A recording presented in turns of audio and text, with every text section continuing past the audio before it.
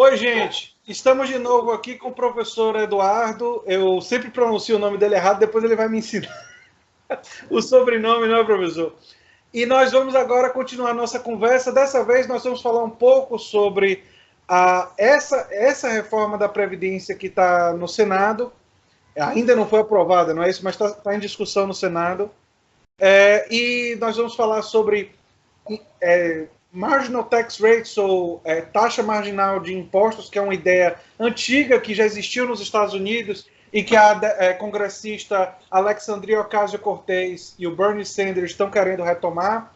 Nós vamos falar também sobre a ideia do Yasha Mounk, que tem um livro O Povo contra a Democracia, que ele fala sobre a necessidade de territorialização da questão dos tributos.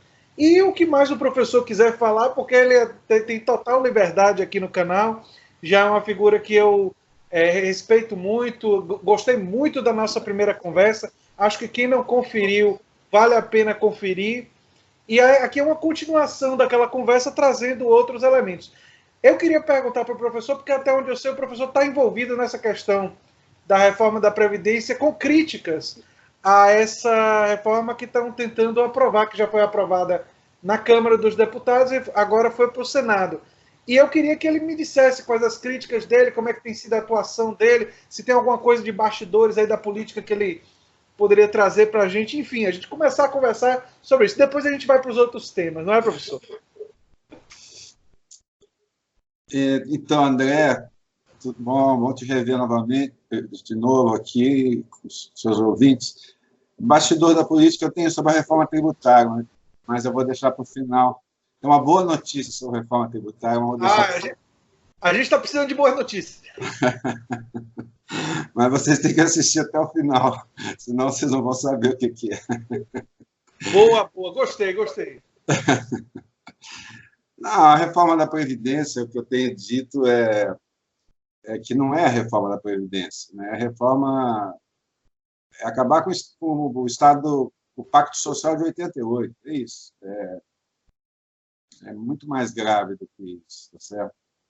Então, isso já vem sendo tentado desde 89, tá certo?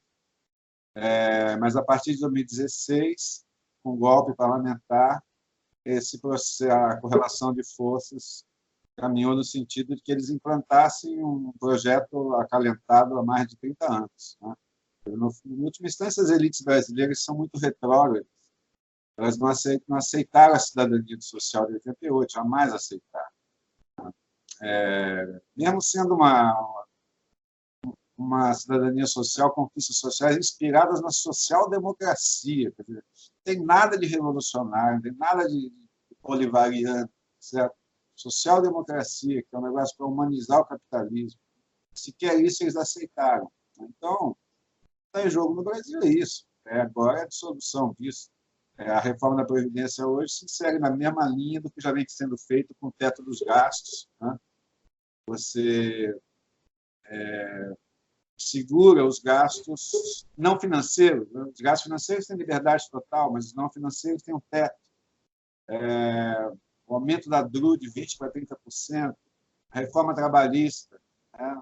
Agora o governo estuda uma medida que chama de pacto federativo, não sei por que chama pacto federativo, mas, na verdade, é acabar com todas as vinculações constitucionais de recursos. Né? E depois vem a reforma tributária, que, na verdade... Professor, só um comentário rápido sobre o Pacto Federativo, chamado Pacto Federativo. Essa desvinculação. Algumas pessoas me criticaram porque eu recentemente critiquei o governador Rui Costa, não tanto pela questão do Lula livre, porque eu acho que sobre isso ele não falou nada, nenhum absurdo. Embora eu acho que a falta de ênfase dele na questão democrática de um processo questionável, eu acho problemática, mas eu critiquei ele por indicar um secretário de saúde comprometido com planos privados e critiquei ele também por um projeto de lei que faz exatamente isso. Desvincula a Receita e permite que a Receita seja utilizada para pagar juros de dívida e tudo mais no Estado. Enfim, ele me parece uma pessoa que, embora no PT está comprando uma agenda, pelo menos parcialmente, que é uma agenda, enfim, da direita, pelo menos a leitura que eu faço, né? Eu posso até achar o projeto de lei aqui. Mas diga aí. Não, eu não saberia opinar porque eu não conheço exatamente o que é esse projeto de desvinculação que você está se referindo. Mas esse pacto federativo do governo federal na verdade, acabar com todas as vinculações constitucionais de recursos, né? Então, por exemplo, no Brasil, a vinculação de recursos à educação existe desde 1934, desde a Constituição de 1934. Na ditadura militar, o governo federal acabou com a vinculação dos recursos, dos gastos federais, né? O governo federal não precisava vincular recursos à educação. Os gastos caíram barbaramente, né? Até teve uma famosa emenda, chamada Emenda Calmon, né? Que era um senador, João Calmon, da Arena, né? Que propunha novamente você vincular de novo recursos federais à educação, né? Essa emenda foi aprovada só em 1985. Depois da Constituição de 88, o rei estabeleceu de novo. A questão fundamental é a seguinte, quer dizer, a luta de classe se dá também pela captura dos recursos públicos, a disputa dos recursos públicos. Então, se você não vincular constitucionalmente recursos para a educação, para a saúde, esses recursos não tem gasto, não vai ter financiamento. Essa é a questão central. Então, veja bem, eu estava te dizendo que a reforma da Previdência ela se insere nesse conjunto de medidas, né? Sem falar na questão macroeconômica, na questão das privatizações, etc., mas no campo social, é a destruição do Estado Social de 88. Né? E agora é a vez da Seguridade Social. Né? O que eles estão fazendo agora é destruir a Seguridade Social. Como a gente está discutindo a desigualdade, né? O que me causa bastante revolta, né? É que a Seguridade Social é o principal mecanismo de redução da desigualdade da renda no Brasil. Tem um estudo da CEPAL que mostra que o índice de Gini cai 16 pontos percentuais por causa das transferências de renda do INSS urbano, INSS rural, BPC, Bolsa Família, educação, etc. Entendeu? Então, nós somos o país mais desigual do mundo. O único sistema que reduz a desigualdade é a Seguridade Social, e eles querem acabar com a Seguridade Social. Então, não é reforma da Previdência, é destruição da Seguridade Social, é destruição do Estado Social em 88.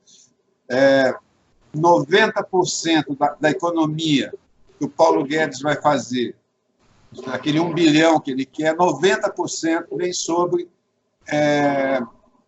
direitos do INSS urbano, INSS rural, BPC e abono salarial. 90%. Né? Quer dizer, nós estamos falando de pessoas que recebem, em média, R$ 1.300. Quer dizer, você encontra aí um privilegiado que gaste, que ganha R$ 1.300 em média. Né? Isso é um escândalo, tá certo? Então, como o objetivo não é fazer reforma da Previdência, mas é destruir a Seguridade Social, o governo não pode falar a verdade, ele tem que mentir, tá certo? Por isso que eu escrevi esse livro, chama Debate Desonesto, onde eu tento destruir, tá certo? Todos as fake news, os mitos, né? Todo o terror, porque além de fake news você tem o terrorismo, tá certo? Se não fizer a reforma da Previdência, o Brasil quebra, a população vai envelhecer, não tem alternativa, o déficit é enorme e vai explodir. Isso tudo é fake news, tá certo? É uma forma de atemorizar a sociedade. Então, esse é eu acho estranho falar desse negócio de Brasil vai quebrar e esse terrorismo todo, quando tem 334 bilhões de reais em renúncia fiscal. Quer dizer, a gente não está achando dividendo empresarial. Dinheiro, de onde sair dinheiro para resolver o problema, parece que tem bastante. A questão é a seguinte, você só pede esforço, você só pede sacrifício para os pobres, tá certo? Quer dizer, eu digo o seguinte, o Brasil, tem o maior sistema de transferência de renda de pobre para rico do mundo, tá certo? A começar pela estrutura tributária, onde rico não paga imposto, tá certo? As isenções fiscais, são 400 bilhões só o governo federal. 10 anos são 4 trilhões. 4 vezes a economia que o Guedes quer. Certo? Sonegação fiscal, 600 bilhões. Né? E a sonegação é premiada com refinanciamento. Juros, 500, 600 bilhões. Quando os juros no mundo são negativos. A União Europeia, essa semana, reduziu os juros. Se você botar um dinheiro na União Europeia hoje, você perde 0,5% ao ano. Tá certo? Você perde 0,5% ao ano. O juro real é negativo no mundo. Tá certo? No Brasil, ele deve estar quanto? 2,5%, 3% em termos reais. Tá certo? 2% reais. Real, quer dizer, descontando a inflação. Então, tem milhões de maneiras de você financiar esse ajuste, fazer o ajuste fiscal, tá certo? Desde que você também divida a conta com as camadas de alta renda. Mas aqui não. Todas as alternativas passam pelas camadas de baixa renda. Essa que é a questão. Ô, professor, eu acho que uma das coisas que mais me aborreceu nesse debate, e tem gente nos comentários que vai dizer: André, você está pegando no pé da Tabata Amaral, mas uma das coisas que mais me aborreceu nesse debate foi a Tabata Amaral vir a público, não sei se o senhor viu, ela vinha a público e dizer que a Previdência aumentava desigualdades. E citar um cara lá do IBGE, eu escuto um negócio desse assim, a nossa Previdência poderia ser mais generosa com os mais pobres, que é o oposto do que a proposta do Guedes e do Maia querem realizar. Ela deveria ter mais proteções para os mais pobres, até porque a gente ampliaria consumo. Eu estou falando com uma pessoa que não é especialista, mas assim, mas ela ampliaria consumo. O pobre com o dinheiro na mão, ele vai gastar o dinheiro vai voltar para a economia e vai aumentar a arrecadação quase que instantaneamente. Nós não temos uma grande massa de população poupadoras. Pegar a classe média que poupa um pouco mais, no primeiro momento de crise ele já não tem mais condição de poupar. Uma quantidade grande de brasileiros não tem dinheiro para resolver uma emergência de R$1.000. Às vezes as pessoas que estão nos acompanhando não sabem, mas se tiver uma emergência de R$1.000, ele não tem de onde tirar. Tem que fazer uma vaquinha. Então, diante de uma população que tem tão baixo lastro de poupança, quando você amplia o benefício, que seria o mais lógico, talvez o único lugar da Previdência que você pudesse cortar é nas previdências infladas de que casos raros, de uma elite, de uma cúpula de poderes, que 2%, 3% dos previdenciários pegando 25% do benefício, que tem os militares, tem alguns setores que na cúpula o cara consegue pegar uma previdência de 50, 60, 70 mil reais por mês. Os privilegiados, aqueles que conseguem pegar penduricalhos e incluir na previdência, aí eu vejo algum espaço para economia. Mas você economizar no trabalhador e você querer aumentar a dificuldade em cima do trabalhador é ruim para o capitalismo. Eu acho que a Tabata Amaral ela está sendo muito informada pela grande imprensa, sabe? Todo respeito a ela. A questão é simples, tá certo? Eu tenho 20 milhões de aposentados do INSS urbano que ganha 60% ganha até um salário mínimo, tá certo? E 80% ganha até 3 salários mínimos. Eu tenho 10 milhões de trabalhadores rurais que ganham um salário mínimo. Eu tenho 6 milhões de pessoas que recebem o BPC que ganham um salário mínimo. Eu tenho 7 milhões de trabalhadores do seguro-desemprego que ganham um salário mínimo. Se eu somar isso tudo, são 40 milhões de benefícios. 80% equivalente ao piso do salário mínimo. Tá certo? Se cada pessoa tiver mais 2 membros da família, eu estou falando em 120 milhões de pessoas. Se tiver 3 membros da família, são 150 milhões de pessoas. Tá certo? Eu estou falando a Seguridade Social, a Previdência, ela beneficia, direta ou indiretamente, cerca de 140, 150 milhões de pessoas que recebem aquele salário mínimo. Tá certo? Se você retirar isso, não vai ter mais essa transferência de renda. O que vai acontecer com a desigualdade da renda no Brasil? Vai aumentar. Não precisa ser economista, não precisa ser estatístico, basta pensar um pouco, tá certo? Então, é um escárnio falar que a Previdência concentra a renda, tá certo? Esse raciocínio que a Previdência concentra a renda faz parte da confusão geral, tá certo? Que se faz de forma intencional. Você tem que fazer uma confusão geral para confundir, tá certo? Então, você trabalha como se o Brasil tivesse um sistema previdenciário único, tá certo? E não tem, você tem 4 regimes de previdência social, tá certo? O regime geral não tem um privilegiado, tá certo? Não tem um privilegiado. Pessoas ganham, em média, R$ 1.300. Menos de 1% ganha o teto, que é R$ 5.800, tá certo? Onde tem problema é nos militares, é o regime dos militares, é nos estados. O governador normalmente não faz reforma da Previdência, porque o custo político é muito grande, o prefeito não faz, porque o custo político é grande, tá certo? Então, onde tem que reformar, eles não estão reformando. Estão reformando onde já foi objeto de dezenas de reformas. E, como eu disse, 90% da reforma da Previdência vem em cima do INSS urbano, INSS rural, BPC, bônus salarial. O regime geral.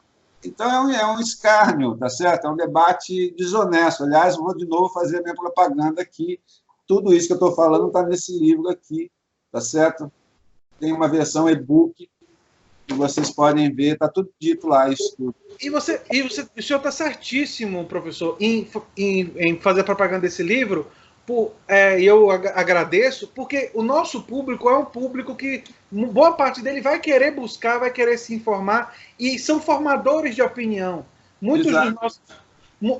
eu já vi no nosso público professores universitários, estudantes universitários.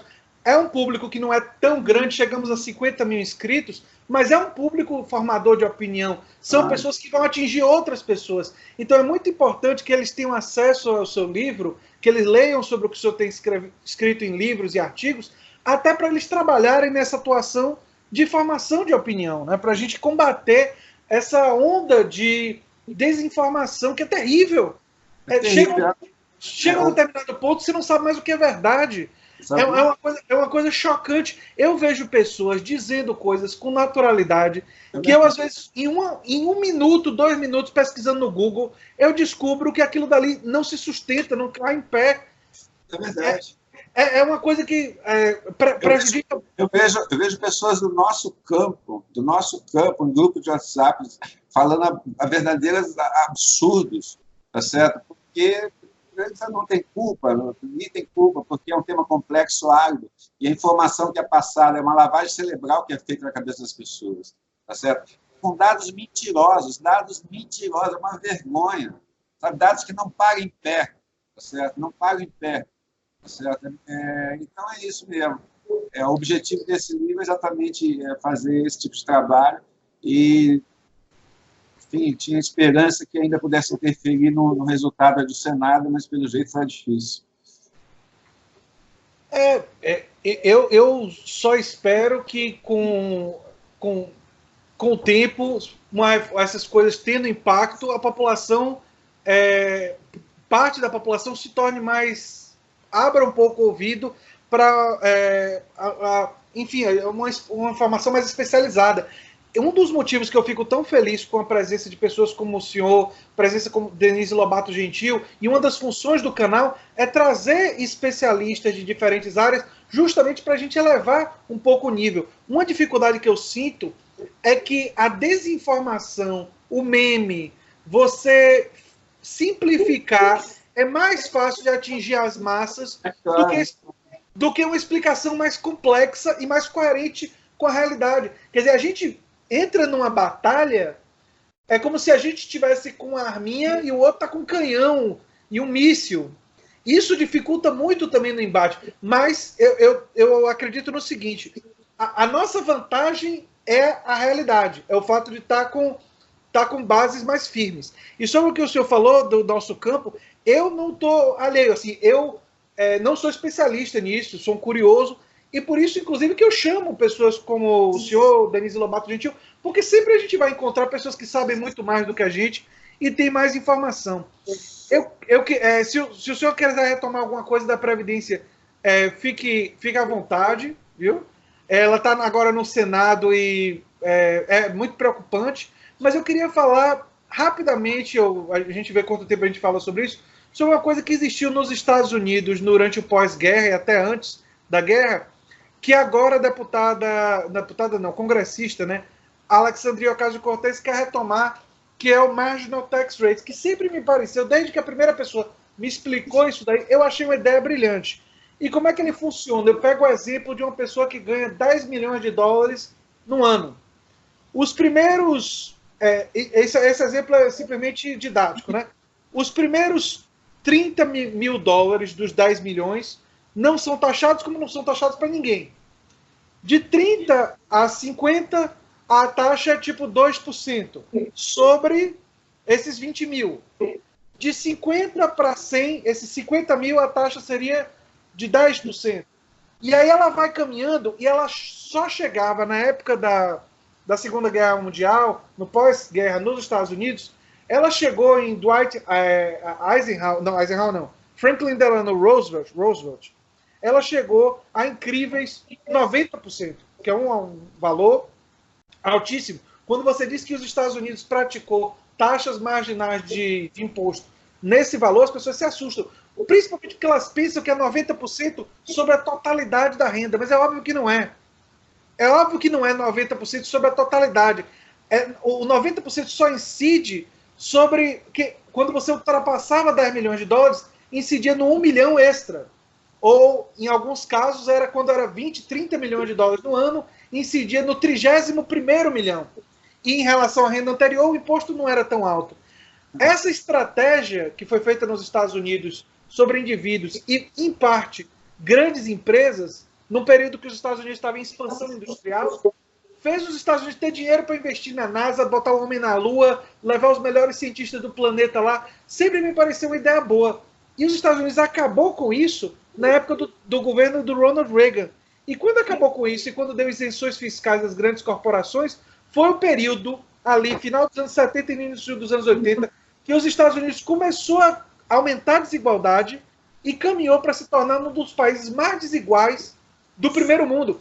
Eu não vejo coincidência. Para mim, essas coisas estão relacionadas. Inclusive porque depois do Reagan, os governos que vieram posteriores a ele, democratas e republicanos, não importa, eles não mexeram nisso. Eles mantiveram essa política que, digamos assim, facilitou para grandes corporações e para os super ricos, beneficiando essas classes. Aí eu queria perguntar para você, o que o senhor acha da Alexandria Ocasio-Cortez e da própria história americana e tentar buscar um caminho para investir no que ela chama de acordo verde, de uma revolução verde, para combater o aquecimento global e tudo mais, enfim. E uma estratégia tributária, né? Não, é isso, é interessante isso que você está colocando, porque essas são ideias liberais, é o liberalismo clássico, tá certo? Porque é a ideia toda da meritocracia, da igualdade de oportunidades, quer dizer, então uma pessoa que recebe muito, ela tem desigualdade de oportunidades, tá certo?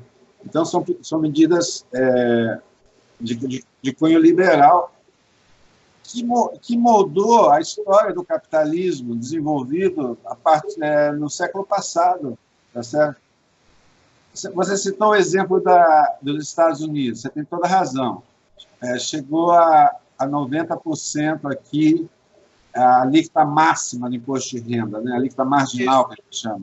Chegou a cerca de 90% aqui entre 1935 até 1960, depois baixou para 75 até 85, e depois caiu, tá certo? Para quase 30%. Né? Isso. Agora em torno de 38%. Quando você olha esse dado e compara com os dados do Piketty, você vê uma correlação clara, tá certo? Tributação elevada para quem ganha mais. No período que você tem uma tributação elevada para quem ganha mais, a desigualdade é menor. O 1% mais ricos, 10% mais ricos não ganham tanto, tá certo?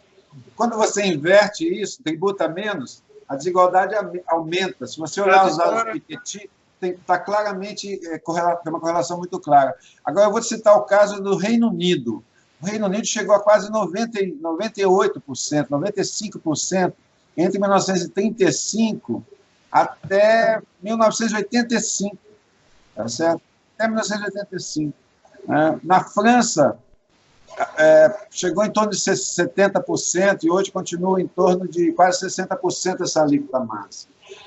Tá claro? Então, é isso, é exatamente isso que você está dizendo. Agora, quando você olha o Brasil, vamos ver o caso brasileiro. O caso brasileiro... Ele se tornou 27%, né? 27%, né? Não, mas o Brasil tem uma coisa interessante, eu não sei se você sabia disso. Era legal. Em 1947, ela chegou a 50%. Entre 1959 e 65, chegou a 65% essa alíquota máxima do imposto de renda. No regime militar, era 60%. Tá certo? Na transição democrática, o Sarney abaixou de 60% para 25%. E depois subiu para 27%. A alíquota máxima de imposto de renda. Agora, você compara o Brasil com os outros países, hoje, tá certo? A média da OCDE, a alíquota máxima do imposto de renda é 41%. Tá certo? Nos Estados Unidos, hoje, ela chega a... Estados Unidos é 40%. Na Dinamarca é 53%. Portugal, 48%. Suécia, 57%. Reino Unido, 45%. E Brasil é 27%. 27,5%. Tá certo? O país mais desigual do mundo. Só perde o 1% mais rico do Brasil, só perde para os milionários do Catar. Tá certo? Nós temos uma alíquota de 27,5%, tá certo? No imposto de renda, sendo que lucros e dividendos são isentos de tributação. Não se cobra nem os 27,5% na distribuição de lucro e dividendo. E os caras querem fazer uma reforma tributária que não enfrenta esse problema. Uma reforma tributária sobre o consumo, para simplificar o consumo. Quer dizer, é um escândalo. E eu já vi uma proposta de gente ligada ao governo de criar um novo imposto sobre determinados itens de consumo. O consumo que já é sobretributado no Brasil. Quer dizer, a minha cabeça é para explodir um negócio desse. Eu vejo um negócio desse, eu fico, não é possível? Eu fico doido. Porque aí a gente entra numa linha, como você disse, o capitalismo brasileiro ele é tão atrasado e perverso que coloca pessoas de esquerda para defender... Nós chegamos à inversão completa. As pessoas de esquerda começam a defender medidas para melhorar o capitalismo, porque a loucura das nossas elites é tanta que as pessoas de esquerda não estão dizendo não, vamos construir um regime de... Não, é um retrocesso tão grande que quem fica dizendo vamos começar a tributar menos, quem está falando em diminuir imposto sobre o consumo e sobre produção somos nós. Claro, você tem quando teoricamente seria a direita dizendo sempre o discurso da diminuição de impostos. Não, somos nós. Agora, é claro que tem para tirar o dinheiro de algum lugar. Sobre grandes corporações, e aí é um ponto que eu acho interessante que eu queria ouvir de você, professor. As grandes corporações empresariais, além da distribuição de dividendos para indivíduos, que é boa parte do lucro delas, elas têm a coisa de paraísos fiscais, elas desviam o dinheiro, muita gente rica também, e aí cria uma dificuldade muito grande para se acessar esse dinheiro, que é um dinheiro que é produzido no país, que essas corporações usam as estradas, usam a estrutura, usam... Quer dizer, tem todo o benefício, digamos assim, do que existe no país, mas elas pegam a riqueza que elas conseguem adquirir naquele país, produzindo serviço, tudo bem, legítimo, mas conseguem evitar que essa riqueza seja tributada e volte para o país de alguma forma. E aí suga a riqueza e manda essa riqueza para um lugar meio indefinido. Quer dizer, esse é um outro problema, porque a gente falou muito dos indivíduos, imposto de renda sobre indivíduos, mas tem que se pensar de alguma forma de produzir justiça para lucros de grandes corporações e isso se reverter de alguma forma para Porque quanto dinheiro a Amazon, quanto dinheiro o Google, quanto dinheiro outras grandes empresas estão ganhando no dia de hoje? Acima, inclusive, dos padrões do mercado, porque o lucro deles é muito maior do que o lucro de qualquer outro médio empreendimento. E a gente não está vendo a cor desse dinheiro, não. Esse dinheiro está indo embora. Não adianta fazer a reforma tributária apenas sobre o imposto de renda das pessoas físicas, exigir que dividendos, distribuição de lucros e dividendos sejam taxados. Você também tem que entrar na tributação das empresas, na tributação das pessoas jurídicas. Só um minutinho, né? Está dando um problema aqui no meu som, só um pouquinho só. Nós também temos que taxar, temos que mudar a tributação das pessoas jurídicas.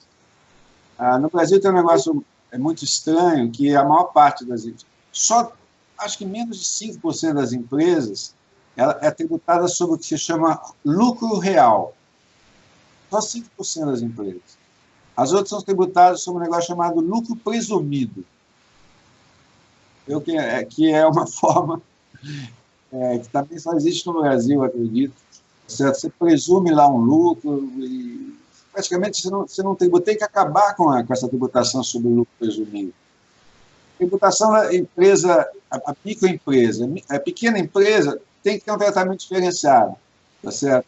Nos países envolvidos, uma pequena empresa, se eu não me engano, é quem quem fatura até 100, 200 mil, 300 mil dólares, certo? Aqui no Brasil, uma microempresa é quem fatura 4 milhões por ano. Isso é micro aqui no Brasil? É micro. O Brasil é micro. Então, você tem que reduzir a gente está propondo uma redução para 2 milhões e 400, tá certo? Uma empresa que fatura até 2 milhões e 400 é micro. Acima de 2 milhões e 400 não é micro, tem que ser taxada pelo lucro real. E tem essa questão que você está colocando, que é fundamental, né, que é a questão dos paraísos fiscais. Né? O que acontece? Tem um estudo que o Instituto de Justiça Fiscal fez sobre a Vale do Rio Doce, tá certo? Eles fizeram esse estudo, Instituto de Justiça Fiscal, vocês entrando na página deles, vocês vão ver. O que acontece? A Vale do Rio Doce aqui do Brasil vende para a Vale do Rio Doce de um paraíso fiscal, entendeu?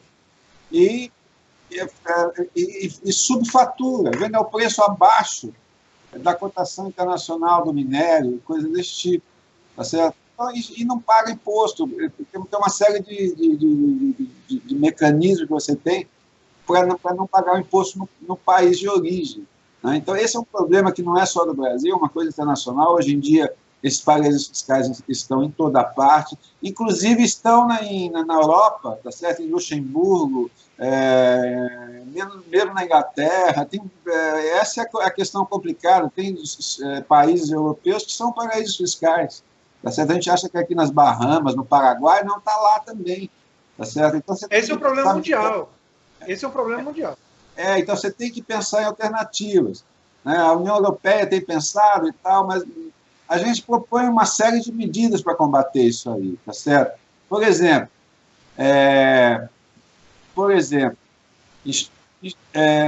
instituir o imposto sobre importação sobre a venda de commodities sempre que o preço praticado esteja abaixo da cotação internacional, tá certo? Exigir retenção do imposto de renda na fonte sobre pagamentos efetuados, inclusive remessa de lucros, a empresas ou pessoas localizadas em paraísos fiscais, tá certo? Vedar a concessão de benefícios fiscais a empresas que possuem subsidiárias em paraíso fiscal, proibir a aquisição governamental de bens e serviços de empresas que possuem subsidiárias localizadas em paraísos fiscais. As empresas que têm subsidiárias em paraísos fiscais, elas têm que ser auditadas, a Receita Federal tem que ter um tratamento específico sobre ela e ter mecanismos que, ao menos, coíbam parte, tá certo, desse tipo de evasão de elisão fiscal. E sabe qual é um bom argumento? O pequeno e médio empreendedor no Brasil, ele já tem a tributação dele quase toda ela embutida. Então, você fazer isso seria uma questão de justiça respeitando os pequenos, porque os pequenos não têm esses mecanismos para poder evadir como os grandes têm. Então, esse seria um argumento, novamente, um argumento dentro do capitalismo. Nós não estamos fora. Igualdade de oportunidades. Exatamente. Se o pequeno ele já é tributado na fonte e ele não tem praticamente mecanismo nenhum de evadir, você não vai criar meios para evitar a evasão de divisas e evitar a evasão dos grandes que tem esses mecanismos. Você tem que fazer alguma forma para a competição ser um pouco mais justa. A competição entre eles é muito injusta.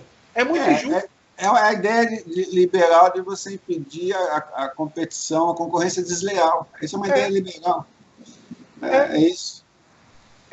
Mas veja bem, mas olha só, esse tema, por exemplo, alguma proposta que está no Congresso Nacional trata desse tema? Não. Alguma proposta no Congresso Nacional trata da questão de lucros e dividendos? Não. Tratam da questão que o fato da alíquota do imposto de renda da pessoa física no Brasil é patética em relação aos países capitalistas desenvolvidos? Então, não estamos falando aqui de nenhum país bolivariano, estamos falando de países capitalistas desenvolvidos. Todo mundo acha os Estados Unidos uma maravilha, todo mundo acha que tem que ser igual aos Estados Unidos. Lá nos Estados Unidos a tributação sobre o consumo é 18%, representa 18% do total da arrecadação. Aqui no Brasil é 50%. Só que a tributação sobre a renda nos Estados Unidos representa 40% da arrecadação dos Estados Unidos. Aqui no Brasil é 18%. Então, eles querem os Estados Unidos o quê? Mas não querem a tributação que os Estados Unidos têm? Tá certo? Os ricos brasileiros são patéticos. O que eles gostam de fazer é ganhar o dinheiro no Brasil, onde eles não são tributados, e ir para Miami comprar, fazer compra lá em Miami, onde a tributação sobre o consumo é 18%. Tá certo? Então, é uma coisa patética. Eu fui olhar a tributação sobre o consumo, mesmo nos países que todo mundo diz que os impostos são altos, Dinamarca e tal, a tributação sobre o consumo também é baixa. Mas esse é um ponto fundamental que você está levantando. As pessoas falam assim, o imposto no Brasil é muito alto, o imposto no Brasil é muito alto, o que é alto no Brasil é o imposto sobre consumo. Tá certo? Numa garrafa sei lá, num saco de arroz, num jogo de videogame, num computador, sei lá, tem 50% de imposto. As pessoas têm que entender que é 40%, 50% de imposto sobre um produto que ela consome, tá certo? Porque não se paga imposto de renda, sobre patrimônio, sobre lucro, sobre dividendos. O problema não é que a carga tributária é alta, é que ela é concentrada no consumo. Se você taxar renda, patrimônio e dividendos, você pode reduzir o consumo. Tá certo? Com certeza. Então, esse que acho que é um ponto central que as pessoas precisam entender. Com certeza. E por isso que eu disse no meu vídeo anterior, quando eu conversei com o senhor, professor, que é a grande oportunidade para o campo progressista dizer: nós defendemos redução de impostos sobre o consumo e na produção. E nós defendemos aumento em dividendos, herança, imposto de renda, patrimônio, corporações, lucro de banco. Eu nunca entendi por que banco lucra do jeito que lucra e ninguém taxa. Inclusive os bancos estão fechando agências por causa da automatização, demitindo gente. Entendeu? Ou seja, eles estão diminuindo a base instalada, maximizando os lucros, lucrando cada vez mais. A produtividade é brutal, o aumento da produtividade é brutal. Você pega nos outros 20 anos, a produtividade dos bancos é enorme. Explodiu. E nós não temos tributação específica sobre a atividade bancária e temos uma concentração da atividade bancária em poucos bancos que montam monopólio. É um negócio completamente louco isso aí. Mas o exemplo do banco é bem interessante. Eu não sei aqui os números, mas sei lá, há 20 anos atrás, os bancos, sei lá, vamos supor que empregassem 500 mil pessoas, tá certo? Então, a arrecadação sobre a folha de pagamentos, folha de salários do governo era alta, não é isso? 400 mil, 500 mil pessoas, tá certo? Hoje os bancos talvez empreguem 100 mil pessoas. Tá Cada vez menos. Aqui nas ruas, próximas de Salvador, onde eu moro, estão fechando tudo quanto é agência. Mas olha só, empregava 500 mil, agora suponha que empreguem 100 mil, tá certo? A lucratividade, a produtividade aumentou barbaramente, mas a arrecadação do governo sobre a folha de pagamentos, que é o que financia a Previdência Social, caiu, o patamar de hoje é 25% do que era 20 anos atrás. Tá certo? E isso está acontecendo e vai continuar acontecendo nos outros setores por conta da quarta revolução industrial, etc. Então, por isso que você tem que fazer a reforma tributária, porque é o seguinte, você tem que mudar a tributação sobre o consumo e sobre a folha de salários para a tributação sobre renda e patrimônio, que é o que os países capitalistas fizeram há mais de 50 anos. Tá certo? Essa é uma alternativa para a questão demográfica da Previdência. Tá certo? O problema da Previdência, você tem que... Porque essa produtividade toda, eu sempre digo esse exemplo, há 40 anos atrás, você produzir um motor, você precisava de 50 funcionários. Hoje você precisa de 4 robôs. Tá certo? 4 robôs constroem um motor. Tá certo? Então, o ganho de produtividade que essas empresas tiveram foi extraordinário. Tá certo? Então, você tem que taxar essa produtividade. Aliás, hoje se discute na Europa a tributação de robô, tá certo? Para financiar a Seguridade Social, para financiar a Previdência Social, porque a base salarial está se esvaindo. Se destruindo. Entendeu? Professor, o senhor tocou num assunto que me interessa muito, porque eu tenho pesquisado sobre isso. Você falou da quarta revolução industrial, que é o momento que nós estamos vivendo. Quando eu pesquisei sobre isso, alguns números me assustaram. Um dos empregos mais comuns em alguns estados americanos é o de motorista de caminhão. E pessoas que trabalham com transporte em geral. Esse emprego, que é o transporte de... não principalmente de pessoas, mas de carga, tende a ser automatizado nos próximos 20, 25 anos, 30 anos.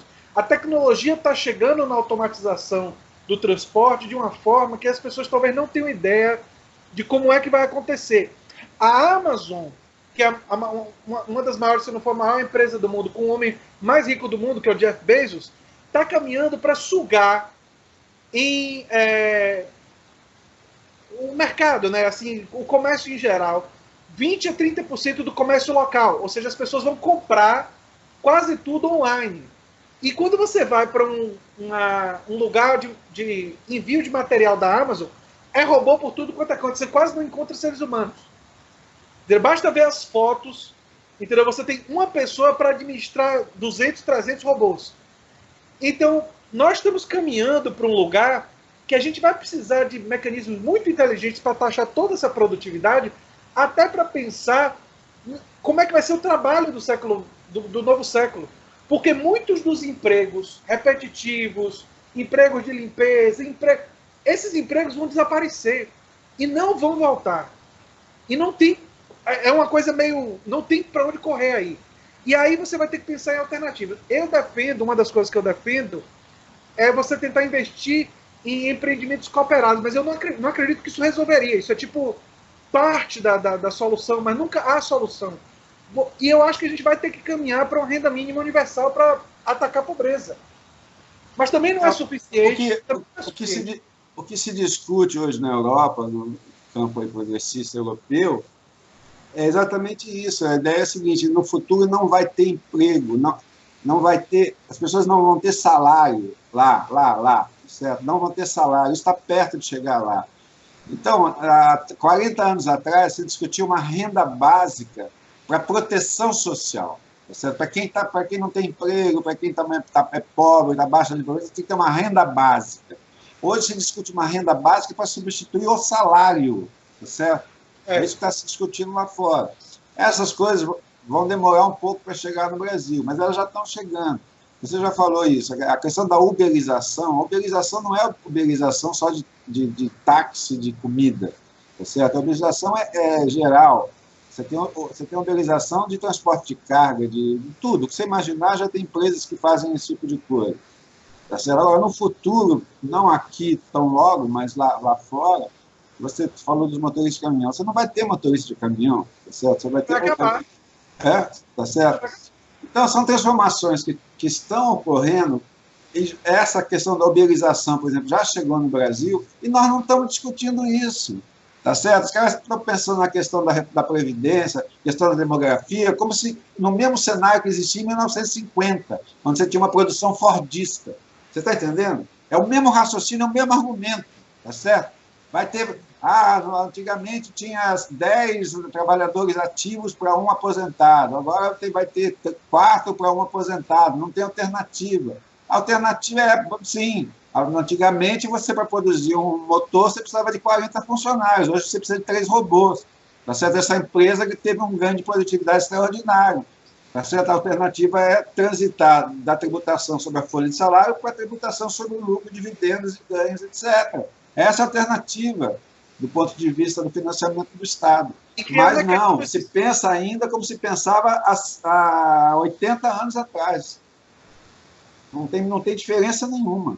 E, professor, criar mecanismos não só de tributar, mas que esse dinheiro se reverta em benefícios para a população a classe trabalhadora. Mas olha só, nós temos um negócio chamado SUS, Sistema Único de Saúde. Você é muito jovem, você não deve saber disso. Você deve ter estudado isso. Mas, antes da Constituição de 88, só tinha direito à saúde quem estivesse trabalhando, tá certo? Você chegava no hospital conveniado ao Ministério da Saúde e apresentava a sua carteira de trabalho. Está trabalhando? Está contribuindo? Tá. Então você pode ser atendido. Está desempregado? Não tem saúde, tá certo? Então nós fizemos isso em 88. Nós temos um Sistema Único de Saúde que é universal, tá certo? Que é a única possibilidade de atendimento para mais de 70% da população que não tem outra alternativa. Tá certo? Então, veja bem, nós começamos a fazer isso embrionariamente, e na contramão do mundo, porque nós começamos a fazer isso quando essa agenda já estava superada, já não era hegemônica no mundo, há 30 anos atrás. Tá certo? Você pega os indicadores, mesmo com o SUS, com todos os seus problemas, todas as suas fragilidades, todas as dificuldades que ele tem, tá certo? A mortalidade infantil no Brasil de 1988 até o ano passado caiu todo ano, agora voltou a subir, tá certo? Então a gente começou a fazer isso, tá certo? Há 30 anos atrás a gente começou a fazer, os outros países começaram. A Argentina, não sei se você sabe, a Argentina tem uma lei de 1860 que se o pai não levasse o filho na escola, ele podia ser preso. 1860, se eu não me engano. A Argentina, no começo do século, não tinha analfabetismo, tá certo? Nós começamos a fazer isso há 30 anos atrás, tá certo? E é tudo tardio aqui, é um estado social tardio, mas nós começamos a fazer, tá certo? Se a gente fizesse reforma tributária, as reformas que precisam ser feitas para financiar esse estado social embrionário que foi montado a partir de 88, a gente teria chance de ter um país melhor mais para frente. Mas o que eles estão fazendo? Estão destruindo isso. Essa é a questão. Essa é a questão esse é o ponto. Quando eu debato a reforma da Previdência, eu não estou preocupado com a Previdência, eu estou pensando no processo civilizatório brasileiro. Nós estamos, de novo, regredindo no processo civilizatório de um país que tem mais de 350 anos de escravidão. Essa que é a questão que dói, tá certo? Que nos deixa absolutamente preocupado, entendeu? Esse é o debate. Com certeza, professor. Antes da gente conversar, eu não apresentei assim toda a minha trajetória acadêmica para o senhor, mas eu, na verdade, estudei na minha tese de doutorado justamente o movimento da reforma sanitária brasileira que deu origem ao SUS. E esse movimento foi um movimento que, assim, uma das coisas que me levou a esse movimento foi justamente ele ser um movimento que ele buscava enfrentar. É um movimento que me inspirou. Eu me considero uma pessoa. É engraçado porque eu também, André, eu também. Eu quando tinha a tua idade, quando essas coisas estavam rolando, estavam acontecendo nos anos 80, um pouquinho antes. E esses especialistas todos que fizeram essa coisa, esses foram os meus mestres, meus professores. Eu cresci nesse círculo, entendeu? O pessoal do movimento da reforma sanitária, Sérgio Aroca, Ézio Cordeiro, agora não vou, Sulamis Daim, muita gente, Lúcio, João Manuel, Lessa, Conceição, enfim.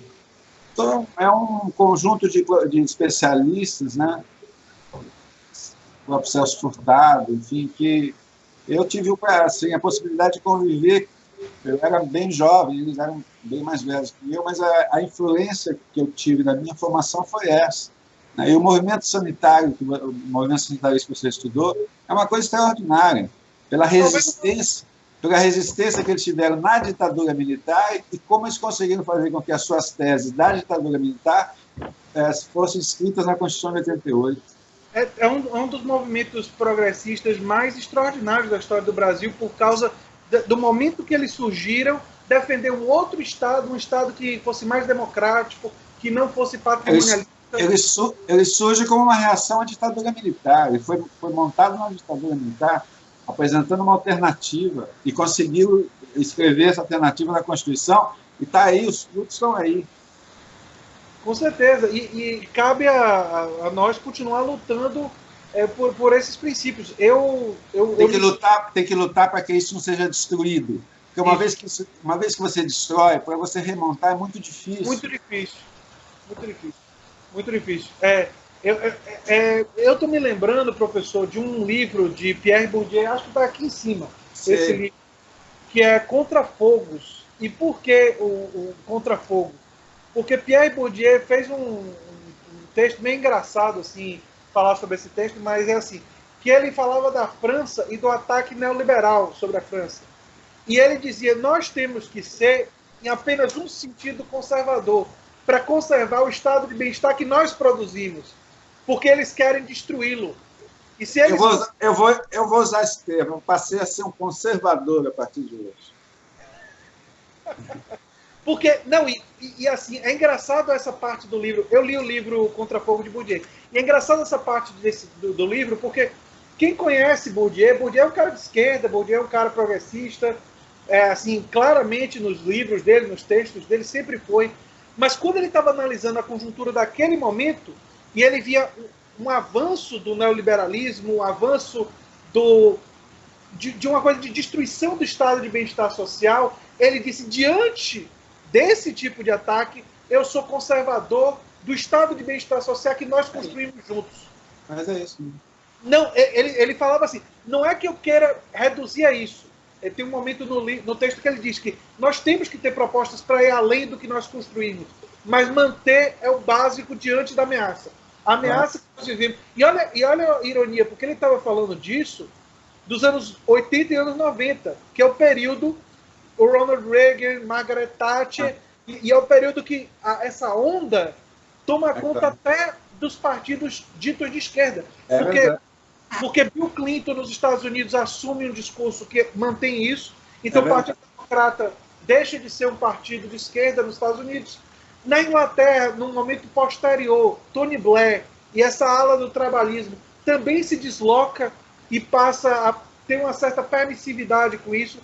Então você tem um movimento mundial que caminha mais para a direita e que preocupou intelectuais como Pierre Bourdieu da perda daqueles que seriam os defensores dos direitos sociais. E eu acho que isso é muito interessante. E nós vivemos uma crise política no Brasil muito grande, porque o pessoal que defende os direitos sociais, o pessoal que defende, está sendo taxado de radicais, de extremistas. Eu não me sinto nessa defesa de radicais. Eu tenho algumas posições de democratização dos espaços de trabalho e tal, que se a pessoa quiser me dizer que eu sou radical por causa daquela posição, eu até aceito. Eu até não me incomodo. Mas ser taxado de radical porque estou defendendo ampliar o financiamento do SUS, porque eu quero priorizar a educação, eu não aceito ser chamado de radical por causa disso, porque me parece uma completa distorção do discurso político. Aquela coisa que a gente começou conversando, né? Que a confusão é tão grande que você defender coisas que estão na Constituição transforma você num radical. É verdade. É isso mesmo. É uma situação bem complexa, professor. Bem, eu acho que a gente cumpriu aqui o meu roteirozinho praticamente todo. Acho que não está faltando nada no roteiro.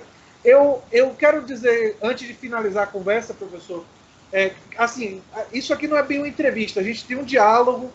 Eu não estruturo a conversa como entrevista tradicional, é mais uma troca de ideias e a gente está sempre aberto. Assim, não precisa terminar hoje.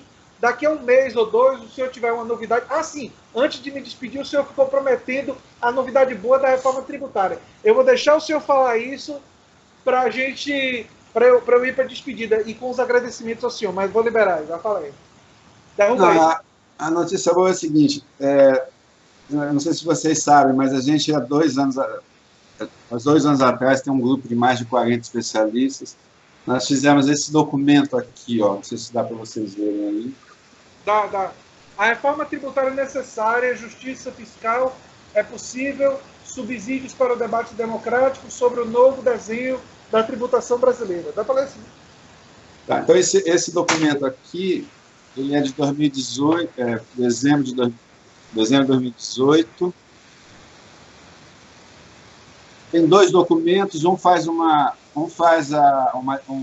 tudo está disponível pela versão digital, um faz um diagnóstico, e outro faz propósito para mudar. O diagnóstico tem 800 páginas, que é o maior diagnóstico sobre a tributação brasileira que já foi feita no Brasil. E esse documento mostra que, tecnicamente, é possível você transformar o sistema tributário brasileiro num sistema muito próximo da média da OCDE, né? Os dados de 2015, a gente faz uma série de simulações e mostra o seguinte: olha, é possível você aumentar a tributação sobre renda, patrimônio em 350 bilhões, né? E se você quiser manter a carga tributária inalterada, reduzir a tributação sobre o consumo e sobre a folha em 350 bilhões. Isso é tecnicamente possível fazer, né? Bom, a notícia boa é que, depois de ter feito esse trabalho acadêmico, nós fomos buscar um apoio parlamentar político para essa proposta, né? E a gente está caminhando, também fomos buscar o apoio dos governadores do Nordeste, tá? Eu tive lá na segunda-feira agora, teve uma reunião em Natal, nós apresentamos o documento para eles, e eles aprovaram. Se vocês lerem a carta dos governadores, eles aprovam a nossa proposta, né? E são governadores do PT, do PSB, o que mais que tem lá? PT, PSB, PCdoB, que é o Flávio Dino, tem vários partidos lá. E aí, junto com esse movimento, também um movimento junto aos partidos do campo progressista, de esquerda, do campo progressista no Congresso, e a gente isso é muito importante. Está em vias de viabilizar, tá certo, uma emenda constitucional substitutiva global, a PEC 45, que é da reforma tributária do governo, né, com apoio de todos esses partidos da oposição e com os governadores do Norte e Nordeste, do Nordeste, ao menos, e que isso deve acontecer nos próximos dias, tá? E a importância disso é fazer o debate, tá certo? Porque outro dia eu estava vendo aqui, a gente vai ganhar? Não sei, pode ser que sim, pode ser que algumas coisas você consiga mudar, mas o mais importante é o debate, tá certo? É fazer um debate na sociedade sobre a questão da desigualdade, e que uma das formas de enfrentar a desigualdade é com uma reforma tributária que corrija esse sistema absolutamente está na contramão do mundo capitalista, tá certo? Esse que é o debate que a gente tem que fazer. Estou vendo agora aqui, eu estava lendo aqui um artigo no Valor, que o Armínio Fraga teve um programa aí da Globo News, e falou que o principal problema do Brasil é a desigualdade. Sem enfrentar a desigualdade não vai ter crescimento. Bom, essa é a bandeira da esquerda, tá certo? Nós vamos perder essa bandeira para o Armínio Fraga, tá certo? Parece que até o Luciano Huck também falou a mesma coisa. O principal problema do Brasil é a desigualdade. É claro, o Armínio Fraga assessora o Luciano Huck, tá certo? Então, até esses caras estão falando isso, certo? Hoje tem um artigo no Valor do Martin Wolf, que é editor-chefe do Financial Times, falando também que a questão da desigualdade, tá certo? Mas o às capitalismo vezes rentista, ele acaba, inclusive, ameaçando a democracia. Então, eu acho que o mais importante disso tudo é marcar uma posição, tá certo? É empunhar a bandeira da desigualdade, que é uma bandeira da esquerda, dos partidos progressistas e populares, tá certo? E fazer esse debate nacional, tá certo? E eu acredito que a gente tem chance, sim, de algumas dessas medidas a gente conseguir emplacar. mas mesmo que não emplaque, fica aí o registro, o debate, e esse trabalho serve como uma bússola para o momento seguinte. Eu acho que isso que é importante, a gente continuar lutando e continuar pensando num projeto de país, numa correlação de força mais favorável. Com Isso, certeza, André. professor. Com certeza, professor. Agora, sobre o Luciano Huck, sobre o Arminio Fraga, eu queria fazer um comentário rápido.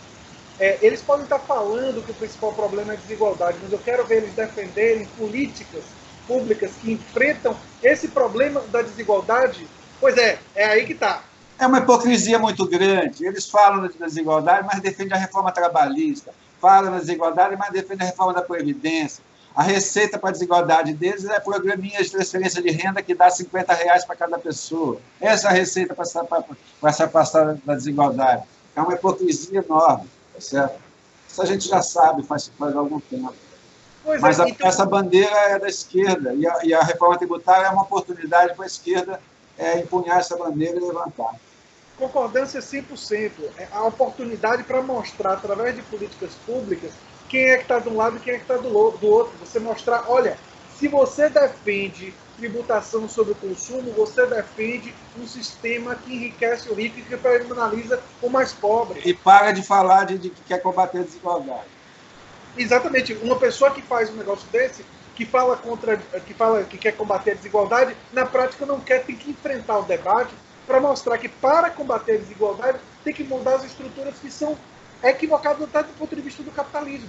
Ou seja, quando a esquerda vier a público e disser queremos diminuir imposto nisso, nisso, nisso, e queremos aumentar imposto nisso, nisso, nisso, para poder a balança ficar mais equilibrada, e colocar aqueles da direita que não querem enfrentar isso no seu devido lugar da história, aí sim você pode ganhar a população. Eu tenho feito a experiência, professor, de falar com pessoas do povo e falar com pessoas comuns sobre os dados e tudo que a gente está observando. E quando você conta para eles que o imposto sobre a herança nos Estados Unidos chega a 42% e que aqui no Brasil chega a 8%, o cara quase cai da cadeira. E quando você explica que isso produz que a classe média americana, em média, paga um imposto de herança menor do que o nosso, porque os super ricos de lá pagam muito e os nossos não pagam, eles dizem, assim, a reação é óbvia. Ele diz, uma pessoa comum diz assim, mas isso é muito injusto. Eu acho que às vezes os políticos e as pessoas precisam parar de subestimar o povo. A população, quando você explica para eles o que está acontecendo com eles, a maioria, não digo todos, mas a maioria consegue sim compreender e dizer, não, é muito injusto taxar o leite, taxar o tomate que eu compro na venda desse jeito, que todo mundo precisa comprar, todo mundo precisa comer, e não taxar a renda super alta de gente lá em cima que está ficando cada vez mais rico e eu tenho cada vez menos para mim. Quando você explica a injustiça, fica evidente para as mais simples pessoas. Por isso que ganhar essas pessoas e recuperar elas para a democracia e para o embate democrático não é tão difícil quanto possa se imaginar. E a maioria das pessoas não sabe dessas informações. Eu falo com as pessoas... mas por isso que é importante você, essa iniciativa dos partidos de oposição, quando a reforma tributária está se desenhando aí, eu acho importantíssimo, porque você faz você esclarece as pessoas se você promover esse debate no âmbito nacional, certo? Então, é uma das formas de você fazer chegar isso à população. Então, vamos ver, essa é uma boa notícia, eu estou bastante confiante. Em breve, acho que nós vamos ter notícias concretas dessa articulação. Eu quero dizer, professor, que sua indignação nesse vídeo, que eu senti na emoção, é algo que eu compartilho integralmente, e agradecer muito a sua participação aqui no canal A Nova Máquina do Tempo.